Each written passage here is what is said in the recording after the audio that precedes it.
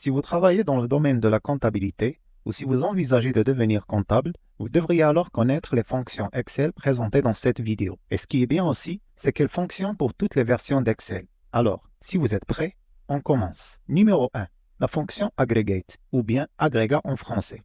Elle vous permet de reprendre les valeurs et vous donne la possibilité d'ignorer les erreurs. Plus encore, elle ignore aussi les cellules masquées. Par exemple, j'ai ici la date, l'identifiant de la transaction, la marque et les profits. Que se passe-t-il si je fais la somme de la colonne profit? J'utilise CTRL plus SHIFT plus DOWN pour sélectionner toute la plage. Fermons la parenthèse, on appuie sur Entrée et là j'obtiens une erreur. Pourquoi? Parce que juste ici, j'ai une erreur. Mais comme je l'ai déjà mentionné, avec la fonction aggregate, je peux ignorer les erreurs. Donc, on commence simplement par égal aggregate. On a alors de nombreux choix pour le type d'agrégation qu'on souhaite effectuer. Dans mon cas, je veux faire une somme. Donc, je vais choisir la somme représentée par le numéro 9, juste comme ça. Ensuite, j'obtiens mes options d'ignorance. Je peux ignorer les lignes masquées, ignorer les valeurs d'erreur, ignorer les lignes masquées, les valeurs d'erreur et les fonctions sous-totales et agrégat imbriqué. La fonction sous-totale, c'est l'ancienne version de la fonction agrégat. Elle fait la même chose, mais elle n'est pas aussi flexible que la fonction agrégat. Par exemple, vous ne pouvez pas ignorer les valeurs d'erreur avec sous-total. Dans ce cas présent, on va dire que je souhaite simplement ignorer les valeurs d'erreur. Je vais donc opter pour cette option. Vient ensuite le tableau. C'est ma plage que je souhaite regrouper, qui est celle-ci. La dernière option ne s'applique pas à notre cas, c'est quelque chose dont on aura besoin si on utilise les petites et grandes fonctions. Maintenant, on va simplement fermer la parenthèse, on va appuyer sur Entrée et on va obtenir ce chiffre qui représente la somme de ma plage. C'est bon? Maintenant, à ce stade, on a ignoré uniquement les valeurs d'erreur et on n'a pas ignoré les cellules cachées. Donc, si je limite cela aux ventes liées aux produits Microsoft et que je clique sur OK, j'obtiens toujours la somme de tous les produits. Et donc, pour ignorer les cellules masquées, je peux modifier mon option juste ici. On a 5 qui va ignorer les lignes masquées et 3 ignore tout. Donc, je vais continuer avec ça et appuyer sur Entrée. Et j'obtiens là uniquement la somme des lignes visibles. Alors maintenant, si je change cela et que je vise un autre produit, alors j'obtiens la somme liée aux ventes de ce produit, comme vous pouvez le voir. Examinons maintenant un autre exemple. J'ai le total du profit ici. J'utilise la fonction aggregate pour additionner ces deux.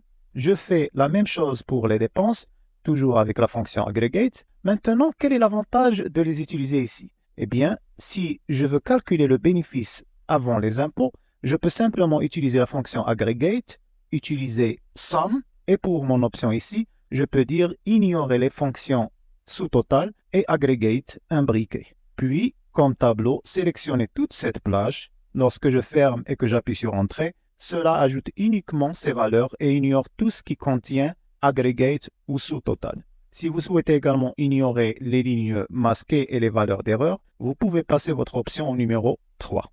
C'est bon? On passe maintenant à la fonction numéro 2, c'est la fonction round. La fonction round vous permet d'arrondir vos valeurs au nombre de chiffres souhaités. Donc, dans ce cas, par exemple, j'ai un salaire et un pourcentage de prime et je veux calculer le salaire total. Je commence par mettre égal, je vais à la cellule D3, multiplié par, on ouvre la parenthèse, on met 1 plus D4 où nous avons notre pourcentage et je ferme la parenthèse. On appuie sur Entrée et j'ai mon salaire total. Mais ici, remarquez que j'ai plus de chiffres que nécessaire. Donc, je veux arrondir cela à 2 chiffres. C'est là justement que je peux utiliser la fonction round. Alors, on ajoute ici round, parenthèse ouverte.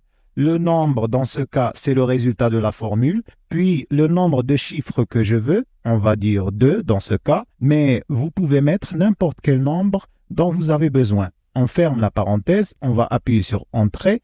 Et voilà, mon salaire arrondi à 2 chiffres. Maintenant, je veux déployer cette formule afin que nous puissions examiner différentes versions juste ici. Mais avant de faire cela, je vais fixer mes cellules pour m'assurer qu'elles ne changent pas. Donc, juste comme ça, par F4.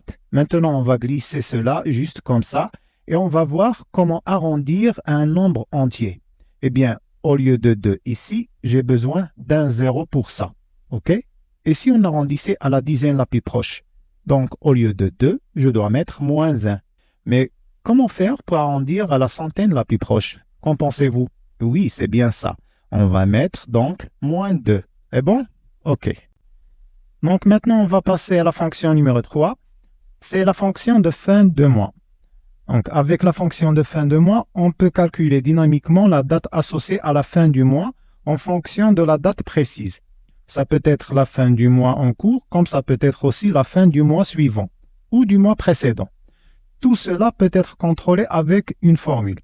Alors pour commencer, on va venir ici, on va faire égal et au month, comme end of the month, la date du début et la date actuelle que nous avons, et le nombre de mois que nous souhaitons sauter. Dans ce cas, c'est la fin du mois en cours, donc je vais mettre un 0. Et on ferme la parenthèse. On appuie sur Entrée, et là, je reçois un numéro, car je suis au format général. Passons donc au formatage avec une date courte, et j'obtiens le 31 mars. C'est bon? On va juste appliquer ceci, et voyons ce que nous allons obtenir. On a donc les dernières dates des mois que nous avons dans ces cellules. OK? Maintenant, que se passe-t-il si nous voulons obtenir la date ou bien la dernière date du mois prochain? Eh bien, c'est facile. Donc, ici, la date du début, c'est juste la date ici. Et le nombre de mois est 1. On va mettre 1. Ici, on veut revenir en arrière, on doit mettre moins 1, juste ici.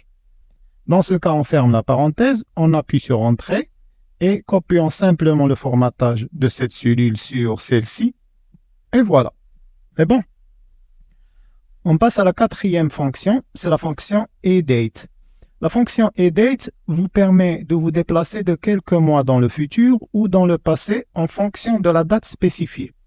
Supposons donc qu'on souhaite avancer de 15 mois à partir de cette date. Nous allons commencer donc par égal EDATE. La date du début est celle-ci. Et pour les mois, je vais juste taper 15. Je ferme la parenthèse. J'appuie sur Entrée et j'obtiens le 5 juin 2021. Alors remarquez que le jour, il reste le même, mais le mois et l'année, ils peuvent être différents. On applique simplement ceci et vous pouvez le voir ici, on est à 15 mois à compter de cette date. C'est bon. On peut également reculer dans le passé, donc si je veux 15 mois avant cette date, il suffit de changer le signe en moins. OK? Comme ça. Donc, je vais juste là appuyer sur CTRL-Z pour revenir en arrière. OK? Maintenant, on peut aussi imbriquer ces fonctions. Donc, si on souhaite se déplacer de 15 mois à partir de la date, mais également obtenir la fin du mois, on peut simplement envelopper cela dans la fonction month, end of month. Notre date de début sera celle-ci. Et pour les mois, je vais juste mettre un 0. Une parenthèse. J'appuie sur Entrée. Et c'est 15 mois à compter de cette date. Mais cela me donne aussi le dernier jour du mois. C'est clair? OK, on passe maintenant à la fonction numéro 5. La fonction, c'est la fonction Workday. Donc, disons que j'ai ces jours et que je souhaite obtenir la date qui se situe, on va dire, 7 jours ouvrables après cette date. OK? Et je dois aussi m'assurer d'exclure les week-ends et les jours fériés. Donc, la fonction que je vais utiliser ici est la fonction Workday. Et remarquez qu'il existe deux différentes versions. Il s'agit d'une version qui est mise à jour et dans laquelle je peux choisir les week-ends. Car, comme vous le savez déjà, tous les week-ends du monde ne sont pas les samedis et les dimanches. Alors, si votre week-end est différent, par exemple, si vous avez comme week-end le jeudi, par exemple, et le vendredi, optez pour cette version, elle est plus flexible. Donc, notre fonction, elle nécessite une date de début, c'est cette date. Le nombre de jours, eh bien, nous voulons 7 jours ouvrables. On va la choisir nos week-ends. Dans mon cas, ce sont le samedi et le dimanche. Donc, je vais utiliser par défaut la valeur 1. Et les jours fériés sont une liste qu'on va fournir. J'ai déjà là ma liste, la liste des jours fériés juste ici. Donc, je vais juste la sélectionner et je vais appuyer sur F4 pour fixer les valeurs car je prévois de recopier ma fonction. Je ferme la parenthèse et j'appuie sur Entrée. Et là, on a 7 jours ouvrables après le 5 mars. On va appliquer cela au reste et on va vérifier nos dates. On va voir pour le mois d'avril, ma date de début est le 6 avril. Donc, 7 jours ouvrables me donne le 18 avril, juste ici. Et là, j'ai une capture d'écran du calendrier. On va commencer à compter. Cela fait un jour ouvrable, 2, 3, 4, 5, 6, 7. Attention donc, le week-end est exclu, mais aussi le 10 avril, car c'est un jour férié, comme vous pouvez le voir juste ici. Maintenant, supposons que ce n'est pas un jour férié, donc je vais le supprimer de la liste et garder un œil sur cette valeur. Donc ma date de fin sera alors le 17 avril. C'est clair? OK. Passons alors à la fonction numéro 6. Donc, il s'agit des formules 3D. Les formules 3D ne sont pas des fonctions, mais on peut dire que c'est un raccourci vers l'écriture de fonctions. Remarquez ici, j'ai des feuilles séparées pour chaque produit avec des profits et des numéros de transactions différents. Et je vais obtenir le total de toutes ces feuilles dans la feuille totale, juste là. Donc la façon, on va dire, traditionnelle, mais aussi elle est longue, pour avoir la totalité, elle consiste à écrire une fonction somme distincte et à référencer chacune de ces feuilles. Donc comme vous pouvez le voir juste ici. Mais la meilleure façon d'écrire ceci est d'utiliser une fonction 3D. Venez voir. On va commencer simplement par égal, on va taper somme. Et dans mon cas, j'utilise somme car j'ajoute des valeurs. Mais vous pouvez utiliser d'autres fonctions en fonction de vos besoins. Maintenant, passons à notre première feuille et sélectionnons la plage que nous voulons. Je vais aller jusqu'à la ligne 15 car certaines de nos feuilles contiennent plus de données. Maintenant, voici la partie qui est importante. Maintenez la touche majuscule enfoncée, puis accédez au dernier onglet que vous souhaitez inclure. Jetez un œil à la barre de formule. Cela va de la feuille Samsung à la feuille Huawei. Donc, toutes les feuilles au milieu, ils seront incluses.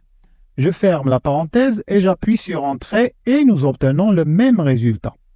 Mais l'avantage de procéder de cette façon est que c'est dynamique. Donc, si j'ai un autre produit, je vais déposer par exemple la feuille Lenovo au milieu juste comme ça. Elle sera automatiquement incluse dans la somme de total.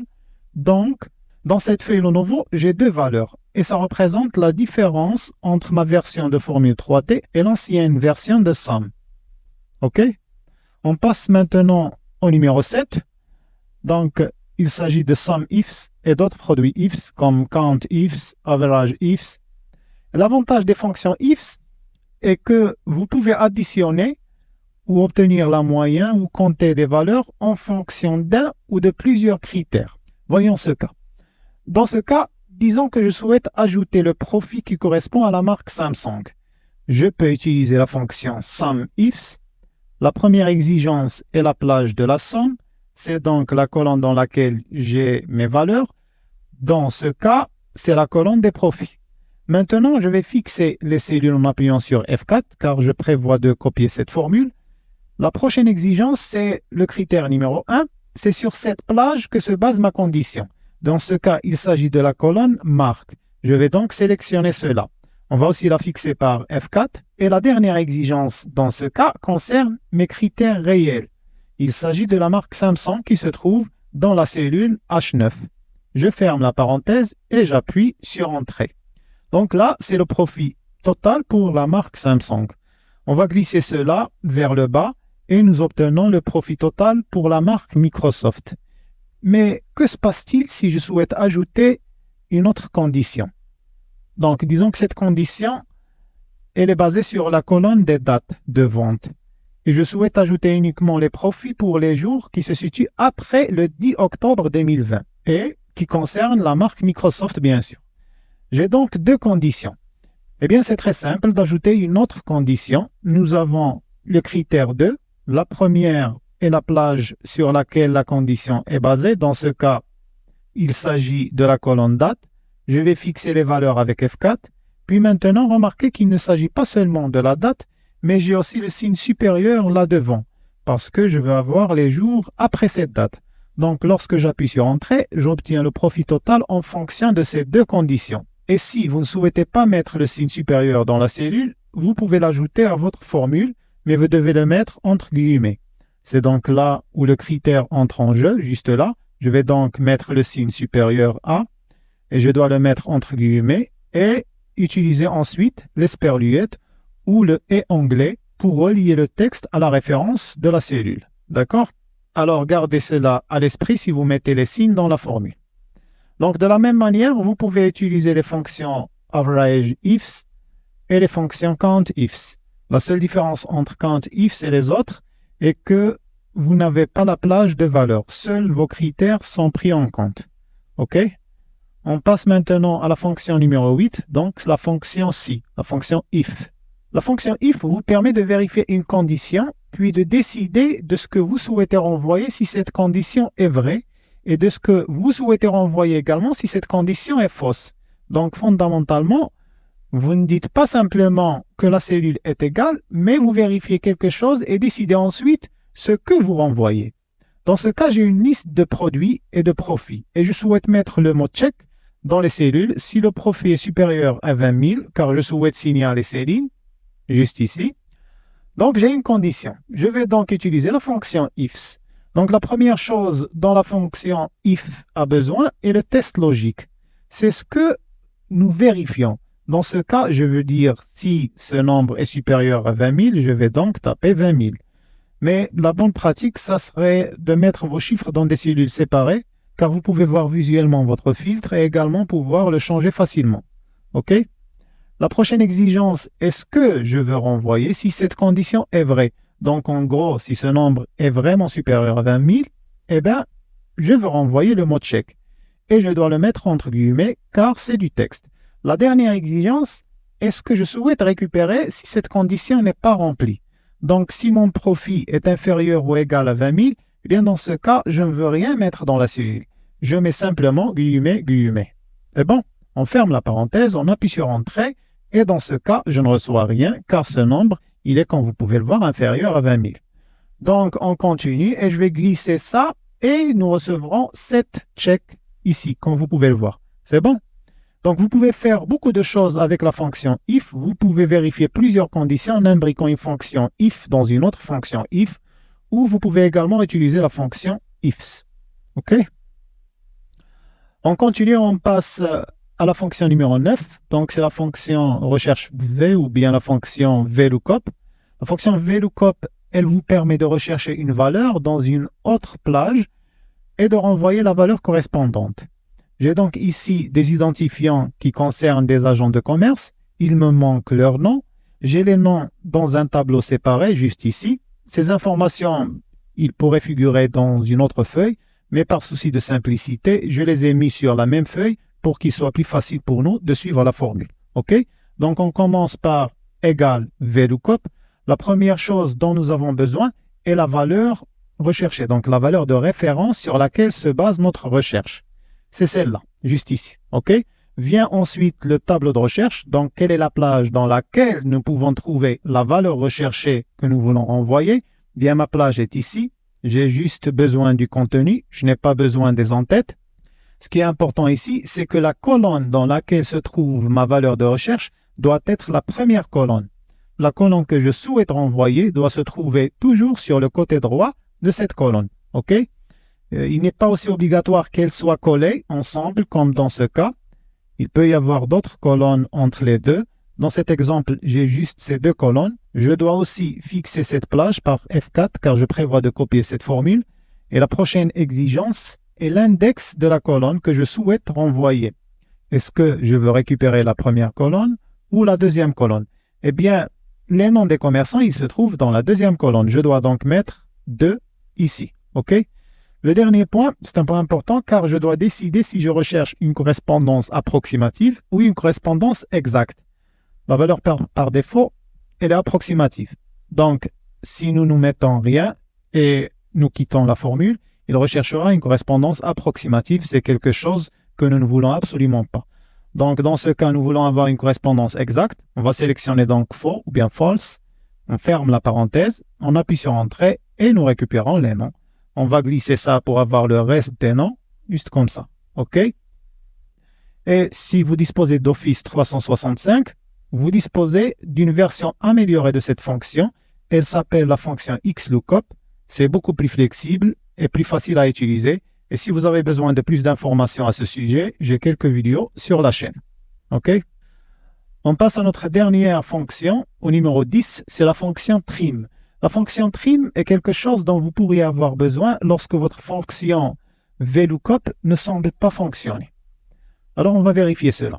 Ici, comme avant, nous souhaitons obtenir les noms des agents commerciaux à partir de ce tableau ici. Nous allons utiliser VLOOKUP. La valeur qu'on cherche, c'est l'identifiant. Notre tableau de recherche est celui-là. Nous allons le fixer avec la touche F4. Je veux renvoyer la deuxième colonne et je veux une correspondance exacte. Je vais choisir donc false. Mais maintenant, lorsque j'appuie sur Entrée, cela ne fonctionne pas. Et quand j'envoie ceci, je glisse tout cela, rien ne fonctionne. Pourquoi?